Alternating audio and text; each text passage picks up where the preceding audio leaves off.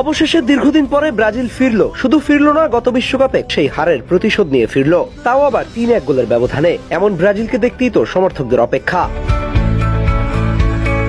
অবশেষে Carlo Ancelotti তার magic কিছুটা দেখাতে শুরু করলো। কি ব্রাজিলিয়ান সমর্থকরা, এবার আপনাদের মন ভরলো তো? নানা সমালোচনা আর চড়াই উতরাই পেরিয়ে আজকে কলম্বিয়ার বিপক্ষে যেভাবে খেললো ব্রাজিল, এমন ব্রাজিলকে নিয়ে নতুন করে স্বপ্ন দেখাই যায়। প্রথমার্ধের একেবারে শেষ মুহূর্তে ভিনিসিয়াস জুনিয়রের অ্যাসিস্ট থেকে চমৎকার একটা গোল করেছে দানিলো। একেবারে ডিবক্সের মাঝখান থেকে চমৎকার এক শটে এগিয়ে দেয় ব্রাজিলকে, আর তাতেই ১-০ গোলের লিড নিয়ে প্রথমার্ধ শেষ করে ব্রাজিল।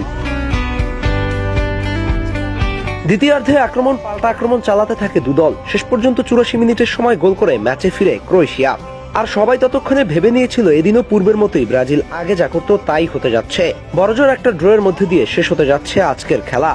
কিন্তু না, সবাইকে ভুল প্রমাণ করে দিয়ে সেকেন্ড হাফে বদলি হয়ে নামা ইগোর থিয়াগো পেনাল্টি থেকে গোল করে লিড এনে দেয় ব্রাজিলকে। আর শেষ মুহূর্তে ৯০ পরবর্তী ৯৩ মিনিটে মার্টিনেল্লির গোলে ৩-১ ব্যবধানে ম্যাচটি জিতে নেয় ব্রাজিল। এমন ম্যাচ দেখা হয়তো বহুদিন পরে ব্রাজিল ভক্তরা হাফ ছেড়ে বাঁচল। এতদিন কন্টিনিউয়াসলি ব্রাজিল হয় হার নয়তো ড্রর মধ্যে দিয়ে গিয়েছে। অবশেষে অনেকদিন পরে বড় কোনো অপোনেন্টের বিপক্ষে ব্রাজিলের আজকের জয় নিঃসন্দেহে আত্মবিশ্বাসী করে তুলবে ব্রাজিলকে। কার্লো আনচেলত্তি পরিকল্পনা করেই আগাচ্ছে, হয়তো কম্বিনেশন ঠিকঠাক হচ্ছিল না এতদিন। অবশেষে আজকের ম্যাচের মধ্যে দিয়ে বোঝা গেল কার্লো আসলে কি চাচ্ছে। খেলোয়াড়রাও নিজেদের মধ্যে আত্মবিশ্বাস এনে এগিয়ে যেতে চাচ্ছে।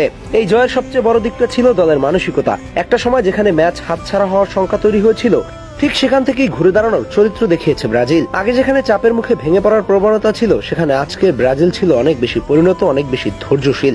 ভিনিসিয়াস থেকে শুরু করে গাব্রিয়েল মার্টিনেল্লি, ইগোর থিয়াগো, সবাই যেন নিজের দায়িত্বটা বুঝে খেলেছে।